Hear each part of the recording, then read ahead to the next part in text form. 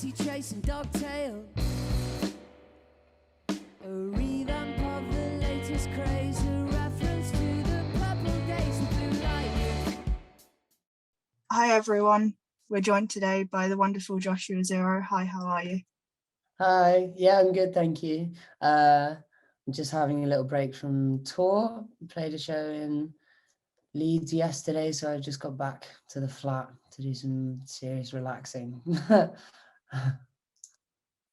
For anyone who might not know about your music, could you briefly describe it? Yeah, sure. I guess the Joshua Zero project is kind of it's a solo project of mine. I'm Joshua. I've got a big zero tattoo. Just to confirm, and it's an art rock project with a lot of revolving members, people who come and go. So if you ever come to one of our shows, a lot of people will be wearing balaclavas to keep it uniform for when people change. You know, we'd have like a new guitarist in, or a new like adept drummer, or you know, things like this. And because members were coming in and out all the time, I figured it would be good to have like a kind of uniform thing. So it's kind of like a revolving door of like bobblehead balaclava people, which is good. And people actually, I mean, they're fine wearing them at the time, but usually people complain about it because it gets quite hot, obviously. But it's gone well the last few shows, and yeah, I think it's good to look at. It makes it like a good spectacle on stage. Yeah, it's definitely not something you see every day. Yeah, for sure. Just like it's funny, you like putting them on and going into the shops and stuff like that. Just buying like Rizzler or something. Yeah, they're a good vibe. And yeah, that's kind of the crack. I'd done a few features with some other bands like Burning Bones and Long-Legged Creatures, but yeah, it's like indie art rock. Yeah. So you've been in the music industry for a few years now. So what keeps driving you to keep going? I just like making music and art, really. Like, there's obviously a lot of like, I got asked this by another press company the other day, but being a musician is super wicked, and my favorite part of the process is like sitting down and making a song on my own and kind of like structuring it out and then demoing it out in my flat. And you know, the first kind of stages of when people have learned it as a band and you start playing it again, like all of those things. Performing as well, I find super joyful and therapeutic, and you learn a lot about yourself and all of this kind of stuff. And the music industry side of things is quite a complete different skill set, really. It's like you end up taking the roles of a lot of, you know, aspects of it. You become a manager, booking agent, events promoter, tour planner, you know, fucking PR agent, like all of this kind of stuff, just to kind of get your music out to the place that you think it deserves to be. And that's probably why I still do it, because I think, yeah, I enjoy what I make. I think what I make is good. I know what I make is good, and I think, you know, I want to share that. So the passion for it keeps me doing it as hard as the other stuff is, you know. You're soon to release your debut album, Delights of Plenty, but Tears Are Due, on the 6th of May. So firstly, congratulations on that. That's on. Yeah, thank you. How did this album come to be? So Delights of Plenty and Tears Are Due is about kind of the ups and downs of drinking and partying a lot. And I wrote all the songs when I lived in this bedsit. It was tiny. It was maybe the size of this room that I'm in. And yeah, it became like a really nice creative space for writing. So I wrote all the songs there, surrounded by all my stuff on the walls. And then we took it on tour with this band from Berlin called Soy Bomb in 2020, just before the lockdown started. So got there just in time, and then everything kind of got shut off. So I decided to take it into the studio. So we recorded it at Chairworks, and I've basically been sat on it for about a year now, a year and a bit actually, just getting all the singles out and like getting everything in the right places for it to come out, because I didn't feel like a huge rush with it. And yeah, I guess now it's out and it's good. It's in the world, like and I think for me it feels like a good groundwork to release a lot more stuff. Yeah, more tunes. You mentioned there about how it was lucky that you got to tour it before COVID. So the music industry is ever changing, but it's ended up changing a lot more now with COVID-19. So how do you think that's affected you and like the music scene around you? Yeah, I mean, it really put a spanner in the works, I guess. But I feel like in the last few years, even before COVID, the music industry is changing quite a lot. Obviously, you have like streaming and TikTok, and there's this new thing, Sync, where everyone's kind of trying to get their songs in adverts and all of this kind of stuff, because Sync's got a really big payout, but it makes it quite competitive. But I think a lot of things have kind of struggled. I just like there's a bunch of things like events, for example. Like there were all these events in December that got postponed to April. So like, you know, April, May time right now is just carnage for like promoters and bands. Like everyone's trying to tour at the same time. Promoters are overwhelmed. There's an energy crisis. So venues are like paying more money to put on shows, because obviously it takes quite a lot of power to put on a show. But yeah, but one thing that, so yeah, it is quite messy, but I do think it will smooth out a bit. But one thing that I don't miss is those live stream shows, because they were so shit. Like, it was like, I don't know, if it was like your favorite band ever, fine, live stream show is sick, you watch it. But like, there's just something weird about watching like a set in someone's living room, like low quality with like 6 people online, and then like taking time out of your day to sit in front of the computer for like 30 minutes while you watch this thing. I don't know, I just didn't think it didn't feel right. And people at the time were like, is this the future? And it was like, definitely not. This is like just trying to make do, really. But for me, with the lockdown and stuff, it gave me lots of time to write and reflect, and that was quite enjoyable actually. Like aside from not being able to see people that much, but I kind of like spending a lot of time on my own anyway, so it's a good vibe. So in a previous interview, you mentioned that it's quite hard to find a place in this unstable industry, and that artists usually get the short end of the stick when it comes to business. So how important do you believe it is that bands should be signed to a record label to get any sort of recognition in today's society? Good question. I think, yeah, artists, it's a lot more work than you think it is being an artist and getting stuff out, and you know, feel like you're doing it in the right way. And a lot of people give you different advice for different ways of doing things. But I think one thing that I've kind of learned is just kind of drive will get you in a good place. So just sheer persistence in doing what you're doing, and that eventually that will be picked up if it's good, right? And that's like your validation. And I think in regards to record labels, I'm currently looking for a record label, because it can be a massive help in the industry. Like, you know, whether that's like having a booking agent on your team, or like having funding and access to decent playlists and all of this kind of stuff. But I think I would rather live in a world where that wasn't integral to like moving on to like a bigger step. And there's definitely like what's the word? Exceptions to the rule.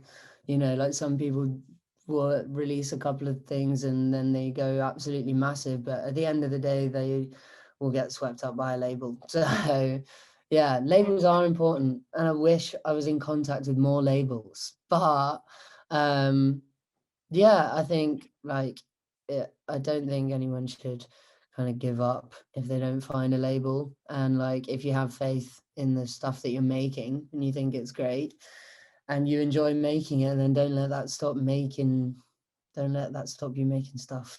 You've toured around the UK and you have an upcoming tour in November around Europe with an album coming out in October. So how did this collaboration come to be? So it's not confirmed, the tour in November, but I went on tour when I went on tour in 2020, before the lockdown. We went on tour with this German band called Soy Bomb, and the synth player in Soy Bomb, we were emailing each other over lockdown, and he'd made all these instrumental tracks. He was wondering if I wanted to put vocals on one of them. And then a few weeks later, I'd sent him vocals on all of the instrumental tracks. And so now there's like a pretty decent sized EP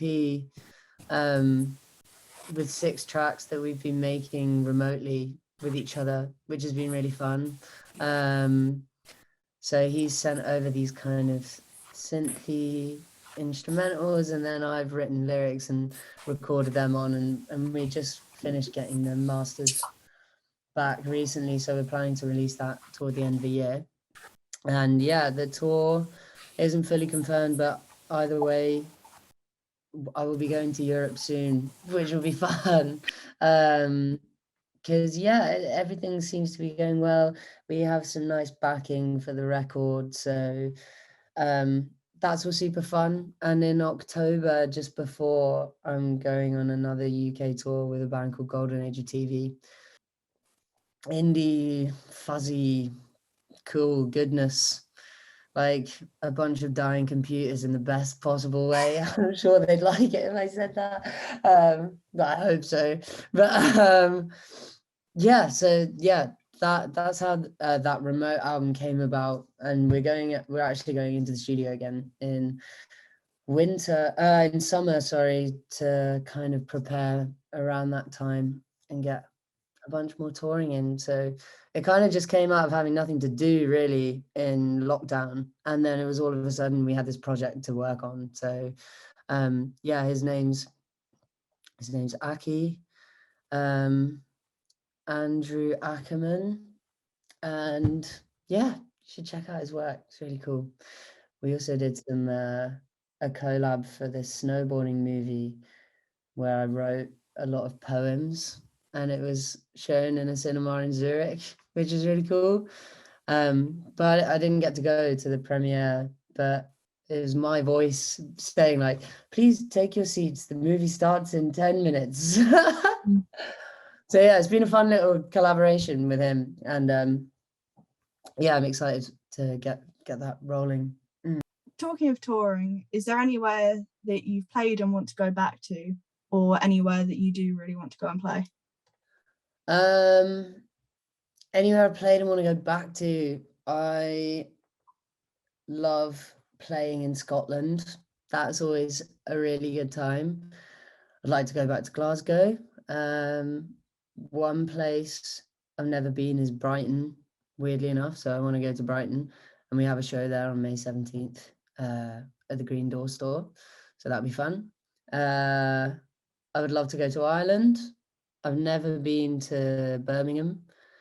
I've been to a lot of weirder small places like Darwin and Blackburn, and Northampton was fun. But most of the major cities in the UK I've done. London is one of my favorite places because I live there. Leeds is also always fantastic because I used to live there. But on a broader scale, I am excited because I have some Europe dates in the pipeline that haven't been confirmed, but I'm excited to go and do that. And you know, in the next 5 years or so, I'd love to go to America and do America, which I think can happen with some good hard work involved. But yeah, Leeds and London have been my favorite places to play. I've had great shows in Bristol as well. That's a really fun place in the UK. My parents actually just moved there. But yeah, Europe and America.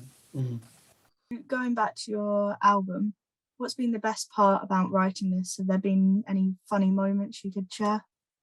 In the recording process, I mean, it all kind of blurs into one happy memory. It was a little while ago now. It was in the summer of 2020, I think. But yeah, we worked with Bob Cooper in the Chairwork studio, and he's really nice, and it's really great working with him. And he's super good at kind of understanding what you want out of it and accommodating that. And you know, if anyone was looking for studio time, I would seriously recommend him.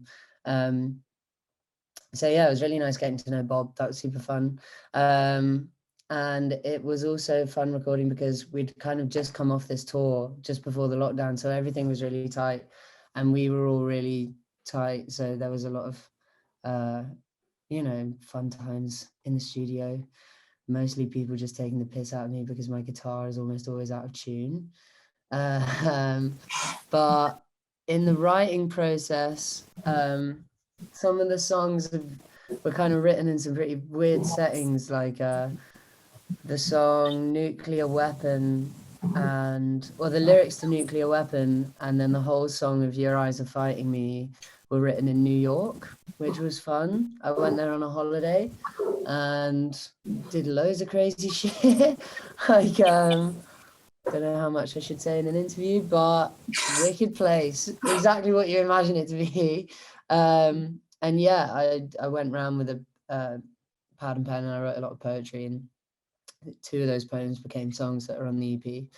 And the song House Party is a song about a Leeds house party, because Leeds is this kind of weird, kind of crazy bubble where people would spend like 3 days decorating their house to throw this insanely extravagant party that would just be destroyed in a matter of 24 hours. So it's like all this time and effort gone into these huge lavish parties, like, and there were crazy themes. There was like Noah's Ark goes to space, or burlesque, or like the Devil's Tropical Fiesta was the worst theme, I think, in my book. Just because it's so like loose.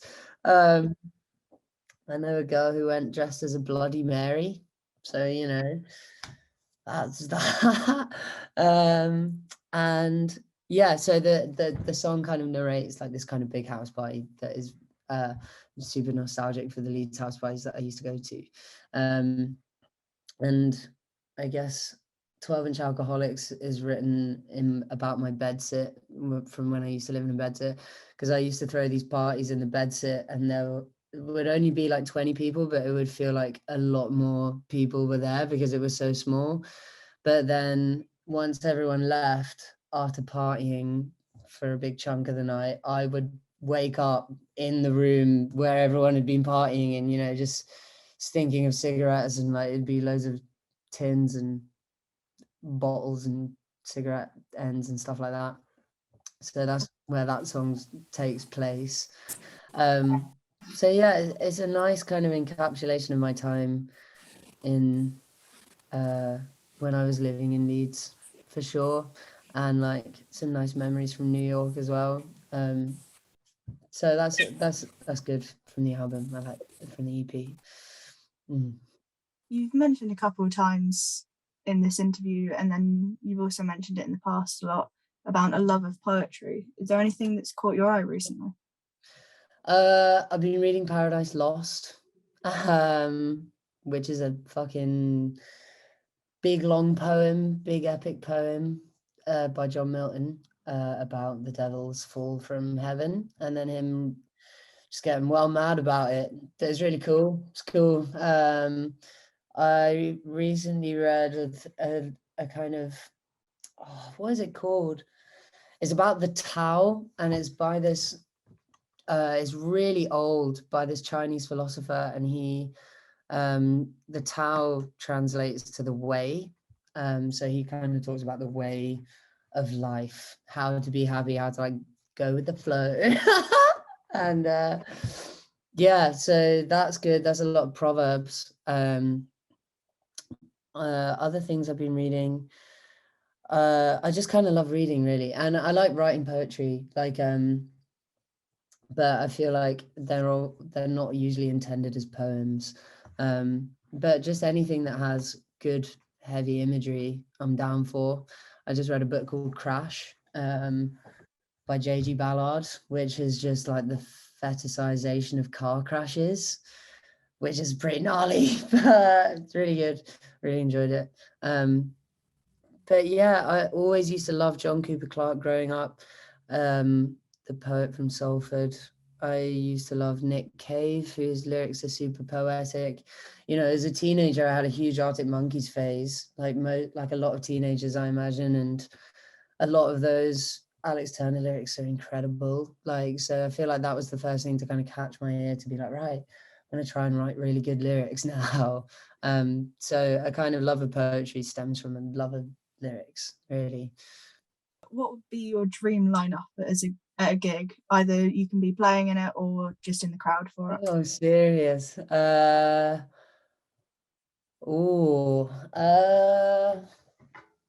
I don't know, something fucking ridiculous though. Like, I would headline the show and I would be supported by first Patti Smith, then RuPaul doing a lip sync number with Danny DeVito, and then after that would be 100 Gex doing a DJ set, and then after that I'd have the Cirque du Soleil do a number, and then Joshua Zero would go on, and it would happen in Wembley Stadium. A bit of everything there. Yeah. Keep it spicy. Yeah. Yeah. So, well, thank you for taking the time and coming and speaking to us. No, thank you for having me. It's been a real pleasure. Do you have any words of wisdom for our viewers or anything you'd like to promote? I would like to plug Delights Are Plenty and Tears Are Due. We're playing a show in Brighton on the 17th at the Green Door Store. We're playing a festival in Leeds called Salamango, which is a really great DIY festival. A lot of effort gets put into that, and it's really, really fun. And then we have a little break over summer. We'll have a few shows pop up. So if you follow us on social media, you'll be able to catch us somewhere near you. Hell yeah.